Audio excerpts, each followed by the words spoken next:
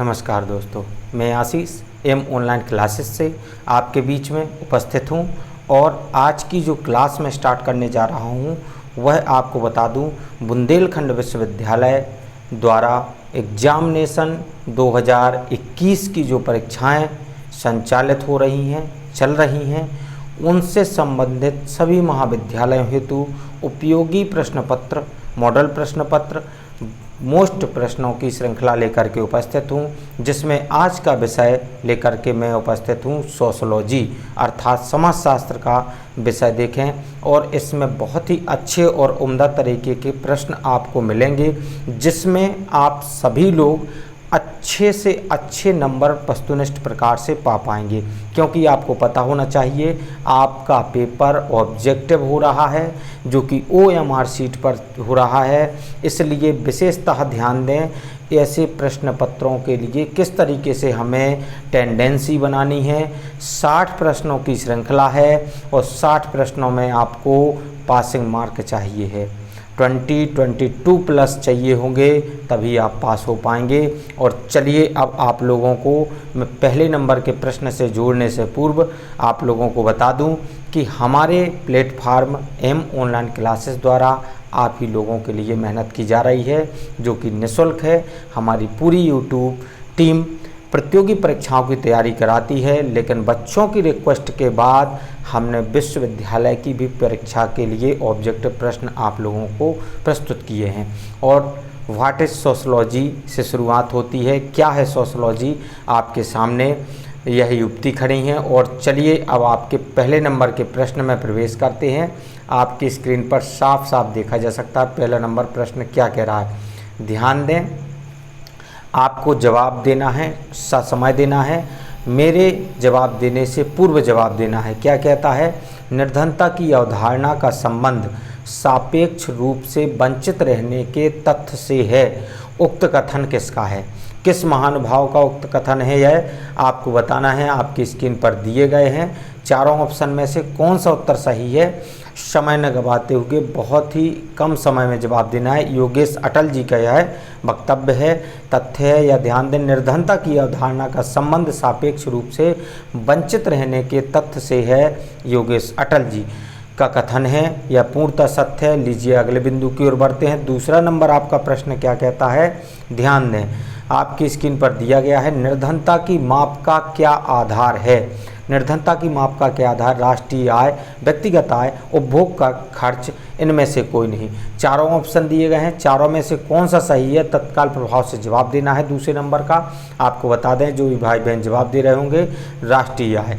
निर्धनता की माप का क्या आधार होता है, तो राष्ट्रीय आय यदि देखी जाए तो हमें पता चल जाएगा कि किस तरीके की निर्धनता है इस देश में या इस राष्ट्र में। सभी प्रकार की हम देख सकते हैं, वह राष्ट्रीय आय के द्वारा निर्धनता की माप के लिए यह मुख्य आधार है। आपको अगले प्रश्न में ले चलते हैं। लीजिए आपकी स्क्रीन पर यह तीसरे नंबर का प्रश्न क्या कह रहा है, ध्यान दें। आपको साफ साफ एक एक प्रश्नों को ध्यान में रखना है और नोट भी कर सकते हैं। PDF भी हमारे टेलीग्राम चैनल पर प्राप्त हो जाएगा। व्हाट्सएप नंबर भी हमारा दिया गया है, आप उस पर भी हमें मैसेज कर सकते हैं। पर्टिकुलर हमारी टीम आपसे संपर्क कर लेगी। और यदि पसंद आती है आपको क्लास तो हमारे चैनल को सब्सक्राइब करें, लाइक करें और अपने दोस्तों को तक शेयर करें। बुंदेलखंड विश्वविद्यालय के समस्त छात्रों हेतु स्पेशल क्लास। निर्धनता उन वस्तुओं का अभाव या अपर्याप्त पूर्ति है जो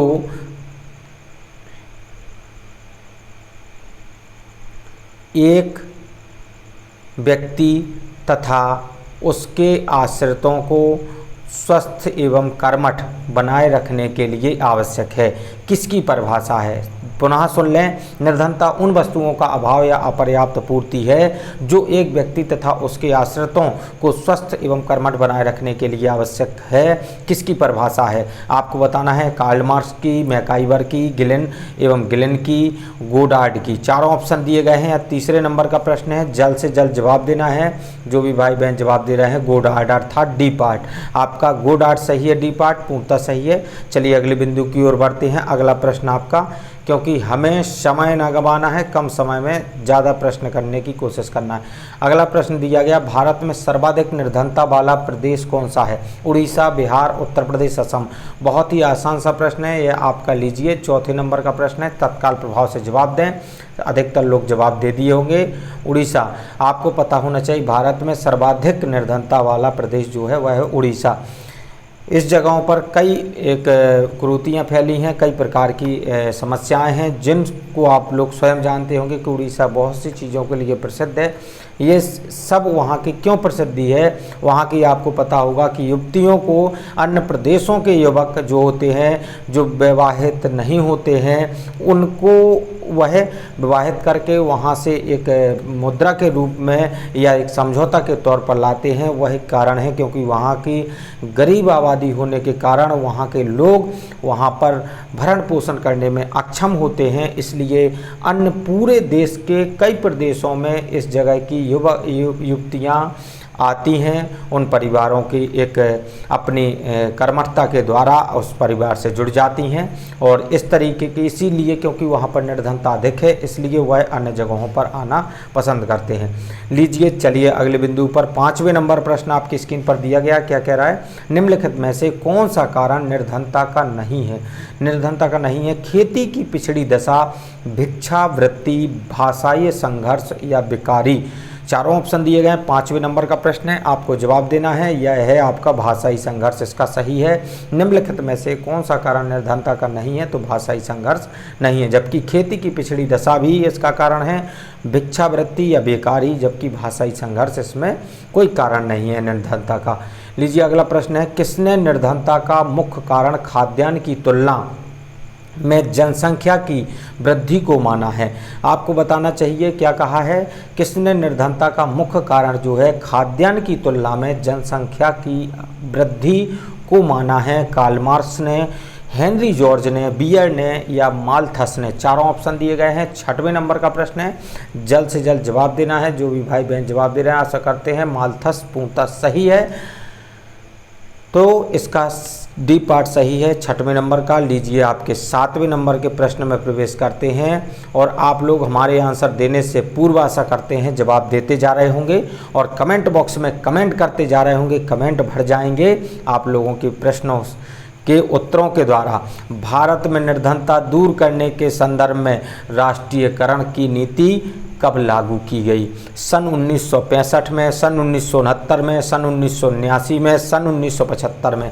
आपको बता दें कि 7वें नंबर का जो भी भाई बहन जवाब दे रहे हैं, आशा करते हैं सभी लोग जवाब दे रहे होंगे, तो बहुत ही अच्छे तरीके से जवाब दे रहे हैं। 7वें नंबर का, भारत निर्धनता दूर करने के संदर्भ में राष्ट्रीयकरण की नीति कब लागू की गई? तो 1969 में। यह आपका सही है, बी पार्ट सही है। लीजिए अगले बिंदु की ओर बढ़ते हैं। अच्छा मोस्ट क्वेश्चन है यह 7वें नंबर का। 8वां प्रश्न आपकी स्क्रीन पर दिया गया है। क्या कह रहा है? ध्यान दें। सापेक्ष वंचना का सिद्धांत किसने दिया? सापेक्ष वंचना का हट्टन ने, स्टाउफर ने, मर्टन ने, वेबर ने। आपको बता दें 8वें नंबर का प्रश्न बहुत ही अच्छा है, जल्द से जल्द जवाब दें। जो भी भाई बहन जवाब दे रहे हैं मर्टन। और आपको बता दें कि मानवाधिकार और पर्यावरण की भी जो हमारी स्पेशल क्लास है वह आपकी प्ले लिस्टों में दी गई है, जिसमें बहुत से बच्चे फेल होते हैं विश्वविद्यालय द्वारा। जो पेपर मुख्य रूप से कराया जाता है उसके बिना आपका ग्रेजुएशन कंप्लीट नहीं होता है, इसलिए मानवाधिकार और पर्यावरण का स्पेशल पेपर मानवाधिकार का प्लेलिस्ट में दिया गया है। आपको प्लेलिस्ट भी आज इसी क्लास के साथ में टच कर दी जाएगी, उसमें जा कर के ज़रूर सर्च करें और देखें, क्योंकि पूरे विश्वविद्यालय के बच्चे उसको देख रहे हैं। मर्टन इसका सही है। लीजिए अगले बिंदु की ओर बढ़ते हैं। धुरीय ने जाति की कितनी विशेषताएं पाई जाती है? धुरीय जाति की कितनी विशेषताएं? 4, 7, 6, 8। 9वें नंबर का प्रश्न है, तत्काल प्रभाव से जवाब दें। जो भी भाई बहन जवाब दे रहे हैं समय दीजिए। 6।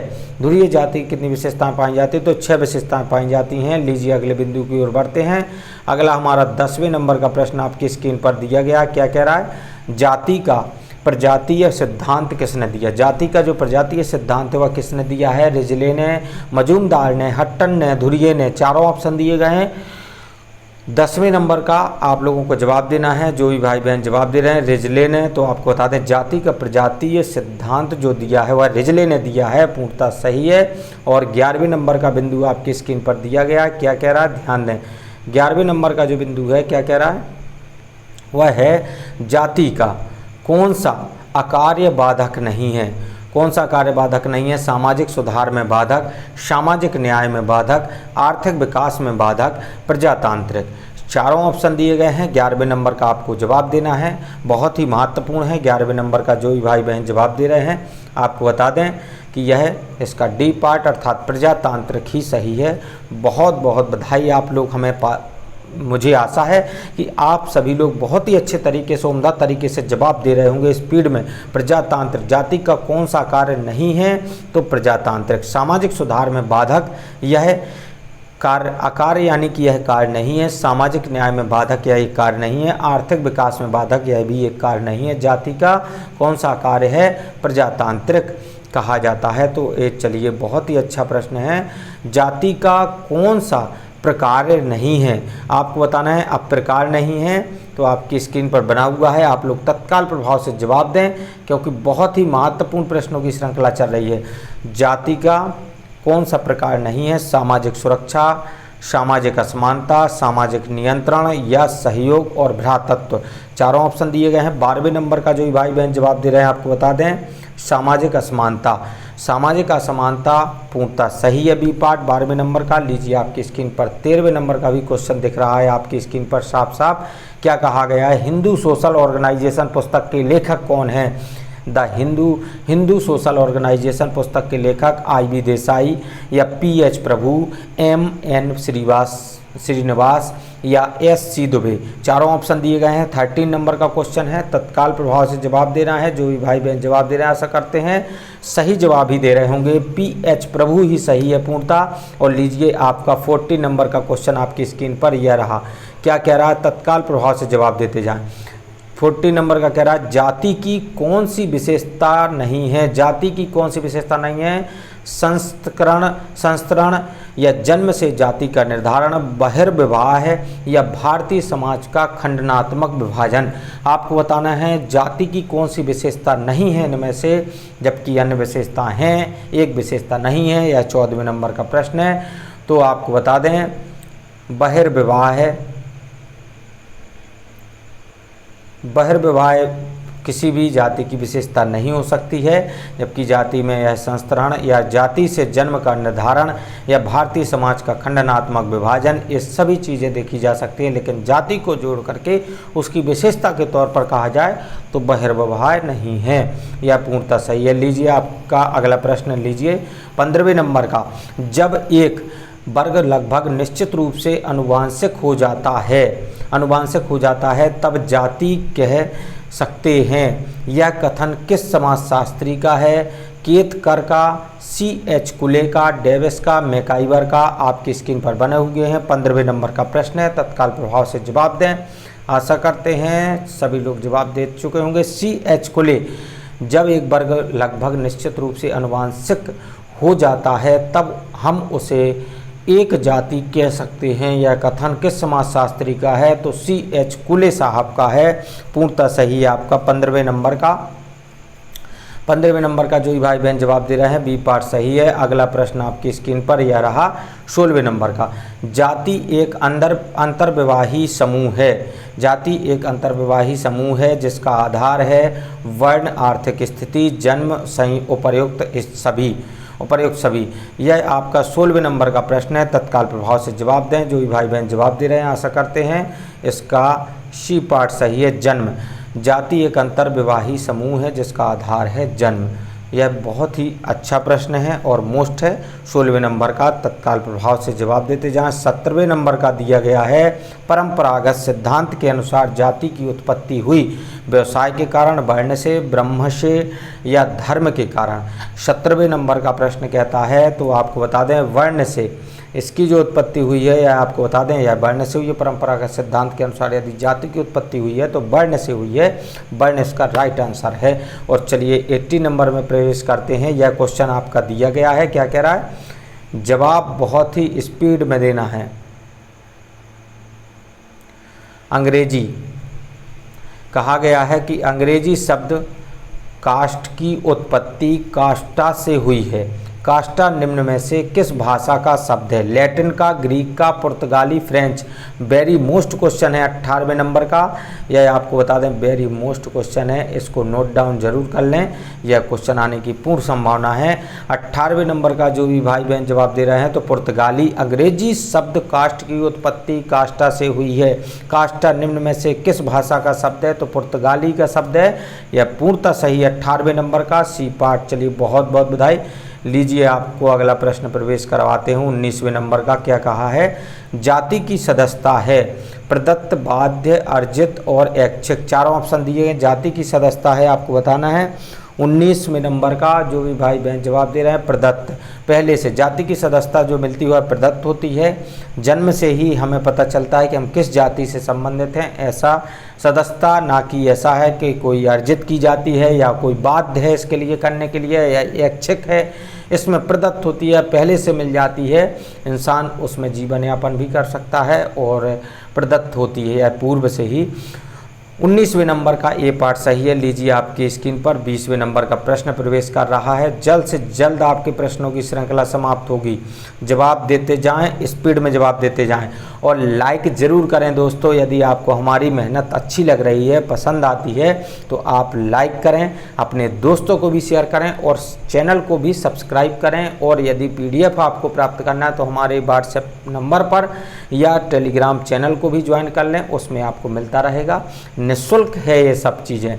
जातिवाद जाति भक्ति है, सही है, गलत है, विवादास्पद है, इनमें से कोई नहीं है। ऑप्शन आपके स्क्रीन पर 20वें नंबर का जवाब देना है। जातिवाद जाति भक्ति है, सही है। जातिवाद जो है जाति भक्ति के तौर पर देखी जा सकती है, सही है, गलत है, विवादास्पद है, इनमें से कोई नहीं, तो सही है। यह जाति भक्ति के लिए जातिवाद ही सही शब्द है। 20वें नंबर का ए पार्ट सही है। लीजिए आपकी स्क्रीन पर यह रहा 21वें नंबर का प्रश्न। क्या कह रहा है? कास्ट इन इंडिया पुस्तक के लेखक का नाम बताइए। कास्ट इन इंडिया यह वेरी मोस्ट क्वेश्चन है, इस क्वेश्चन को नोट डाउन जरूर कर लें, स्क्रीनशॉट भी ले सकते हैं आप चाहें तो। 21वें नंबर का जो भाई बहन जवाब दे रहे हैं आपको बता दें हट्टन। कास्ट इन इंडिया के पुस्तक के लेखक जो हैं हट्टन साहब हैं, पूर्णतः सही है। लीजिए अगले प्रश्न की ओर बढ़ते हैं। 22वें नंबर का प्रश्न कहता है कि caste and race in India पुस्तक किसने लिखी है? TB बोटोमोर ने, PH प्रभु ने, GS धुरिये ने, RN सक्सेना ने। चारों ऑप्शन दिए गए हैं, चारों में से कौन सा सही है? 22वें नंबर का जल्द से जल्द जवाब दें। जो भी भाई बहन जवाब दे रहे हैं GS Ghurye. Caste and race in India पुस्तक के लेखक जो हैं GS धुरिये। जितने भी पुस्तक के राइटर हैं उनको नोट डाउन जरूर करते जाएं क्योंकि बहुत ही महत्वपूर्ण प्रश्नों की श्रृंखला है। और लीजिए आपकी स्क्रीन पर यह रहा 13 नंबर का क्वेश्चन जिसमें दिया गया है। क्या कह रहा है? कास्ट क्लास एंड ऑक्यूपेशन पुस्तक के लेखक कौन हैं आपको बताना है। दीपांकर गुप्ता, धुरिये, S गोरे, S हाल। 23वें नंबर का क्वेश्चन है, तत्काल प्रभाव से जवाब दें। जो भी भाई बहन जवाब दे रहे हैं धुरिये पूर्णतः सही है आपका 23वें नंबर का। कास्ट क्लास एंड ऑक्यूपेशन पुस्तक के लेखक जो हैं धुरिये साहब हैं, पूर्णतः सही है बिल्कुल 23वें नंबर का। लीजिए 24वें नंबर का। द पीपल ऑफ इंडिया के लेखक कौन हैं? द पीपल ऑफ इंडिया के लेखक कौन हैं? SC दुबे हैं, रिजेल हैं, हट्टन हैं, मजूमदार हैं। चारों ऑप्शन दिए गए हैं। 24वें नंबर का प्रश्न का उत्तर देना है आपको। तत्काल प्रभाव से जवाब दें। रिजले पूर्णतः सही है। द पीपल ऑफ इंडिया के लेखक हैं रिजले साहब। बहुत ही अच्छे तरीके के प्रश्न चल रहे हैं। 25वें नंबर का प्रश्न कहता है, क्या कहता है ध्यान दें, सोशोलॉजी ऑफ डेविएंट बिहेवियर पुस्तक के लेखक हैं वर्ट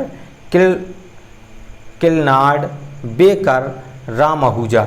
25वें नंबर का प्रश्न है, तत्काल प्रभाव से जवाब दें। 25वें नंबर का है किलनार्ड, पूर्णतः सही है बी पार्ट बिल्कुल। 25वें नंबर का बी पार्ट दे रहे हैं जो भी हमारे भाई बहन, उनको हम बहुत बहुत बधाई, उज्जवल भविष्य की कामना करते हैं। आप लोग सही जवाब देते जाएं। अगला प्रश्न दिया गया है, होमो हायरार्किक्स पुस्तक के लेखक का नाम बताइए। आपको बताना है। यह 26वें नंबर का पुस्तक के लेखक का नाम बताएं। 26वें नंबर का प्रश्न है, तत्काल प्रभाव से जवाब दें। जो भी भाई बहन जवाब दे रहे हैं, ड्यूमो होमो हायरार्किक्स पुस्तक के लेखक जो हैं उनका नाम है ड्यूमो साहब हैं। और लीजिए आपकी स्क्रीन पर 27वें नंबर का प्रश्न है, यह आपको बता दें बहुत ही अच्छी प्रश्नों की श्रृंखला है जो 35 प्रश्नों तक चली जाएगी। चलिए, किसने लैंगिक असमानता के 7 प्रकारों का उल्लेख किया है? लैंगिक असमानता के 7 प्रकारों का उल्लेख किया है पाणिक्कर ने, मजूमदार ने, दुबे ने या अमर्त्य सेन ने। चारों ऑप्शन दिए गए हैं। 27 का आपको जवाब देना है। 27 का जो भी भाई बहन जवाब दे रहे हैं, भाई बहनों हम आशा करते हैं कि आप लोग सही जवाब दे रहे होंगे। 27 का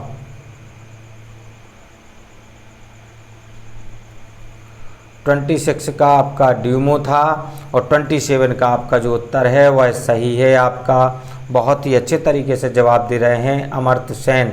अमर्त्य सेन सही है पूर्णतः। भारत में लैंगिक भेद, अगला प्रश्न आपका दिया गया आपकी स्क्रीन पर दिख रहा है। भारत में लैंगिक भेद का लक्षण है नर, परिस्थिति, मादा, जैविक लक्षण। चारों ऑप्शन दिए गए हैं। 28वें नंबर का प्रश्न है, तत्काल प्रभाव से जवाब दें। 28वें नंबर का जो भी भाई बहन जवाब दे रहे हैं इसका उत्तर है परिस्थिति, पूर्णतः सही है। भारत में लैंगिक भेद का लक्षण है परिस्थिति। चलिए अगले बिंदु की ओर बढ़ते हैं। हम आपकी बहुत ही सुपरफास्ट तरीके से क्लास समाप्त करने वाले हैं। 35 क्वेश्चन हैं और आपको बता दें कि जल्द से जल्द समाप्त करते हैं। सेक्स, जेंडर एंड सोसाइटी पुस्तक वेरी मोस्ट पुस्तक है। इसके बारे में आपको बताना है कि यह पुस्तक के राइटर कौन है। यह पुस्तक के राइटर का नाम बताइए, आपको बताना है। 29वें नंबर का प्रश्न है, जो भी भाई बहन जवाब दे रहे हैं। अन्न ओकेल की पुस्तक है। सेक्स, जेंडर एंड सोसाइटी पुस्तक है जो अन्न ओकेल की है। और लीजिए आपकी स्क्रीन पर 30 नंबर का क्वेश्चन है। 30 नंबर का कह रहा है समाजशास्त्र में लैंगिक भेद अर्थात सेक्स शब्द का प्रयोग किया।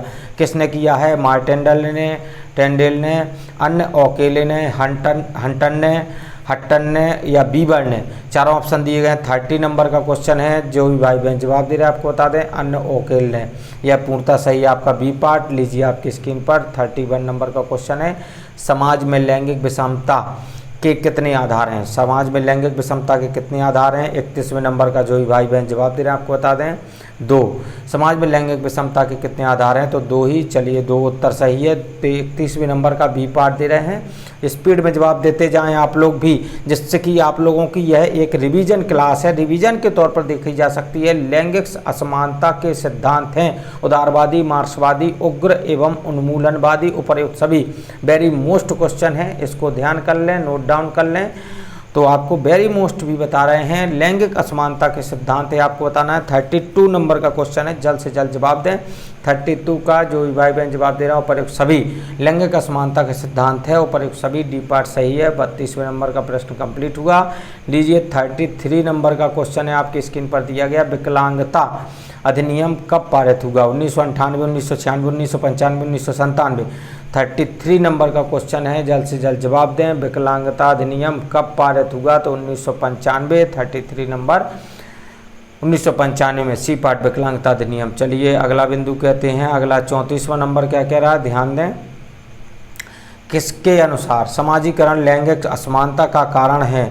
उदारवादी, मार्क्सवादी, उग्र उन्मूलन या उपर्युक्त सभी। 34वें नंबर का तत्काल प्रभाव से जवाब दें। जो भी भाई बहन जवाब दे रहे हैं ऐसा करते हैं उदारवादी। किसके अनुसार समाजीकरण लैंगिक असमानता का कारण है? तो उदारवादी, पूर्णतः सही है। लीजिए 35 नंबर का आपका अंतिम प्रश्न है आज की क्लास का। फिर आपके बता दें कि आप लोगों को इसी तरीके से लगातार क्लास मिलती रहेगी और जो कि निःशुल्क है और केवल आप ही लोगों के लिए आधारित है, आप ही लोगों को मिलेगी। और चलिए यह कहा गया निम्नलिखित में से किसने अपने अध्यायों में पाया कि सभी समाज में यौन आधारित श्रम विभाजन है? Murdock, Henry Maine, MacIver, Merton. 35वें नंबर का जल्द से जल्द जवाब देना। इसका जो उत्तर है मोरडॉक। आपका ए पार्ट सही है, इसका ए पार्ट सही है। बहुत ही अच्छा क्वेश्चन है। निम्नांकित में से किसने अपने अध्ययनों में पाया कि सभी समाजों में यौन आधारित श्रम विभाजन है? तो यह है मोरडॉक ने कहा है। मोरडॉक नाम की शख्सियत है जिन्होंने कहा है ऐसा। लीजिए आपके सामने यह समाजशास्त्र संबंधी चित्र है जिसमें कई लोग क्वेश्चन मार्क के तौर पर बैठे हुए हैं, घूम खड़े हुए हैं और लगातार इन्हीं तरीके से समाज से जुड़े हुए हैं। सभी लोग एक चैन में जुड़े हुए हैं और एक वाक्य बना हुआ है कि समाजशास्त्र क्या है, और वह आपको जानने के लिए जुड़े रहना होगा हमसे। लगातार जुड़े रहें, लगातार क्लास देखते रहें। मानवाधिकार की स्पेशल क्लास भी आपको मिलेगी और आपकी जो पूर्व में क्लास डली है वह भी आपकी बहुत ही उम्दा क्लास है, और भी नए प्रश्नों के साथ में प्रवेश करेंगे। नए विषय को आपको कल अगली जानकारी में देंगे। धन्यवाद साथियों। अब मैं विदा लेना चाहूँगा। जय हिंद साथियों।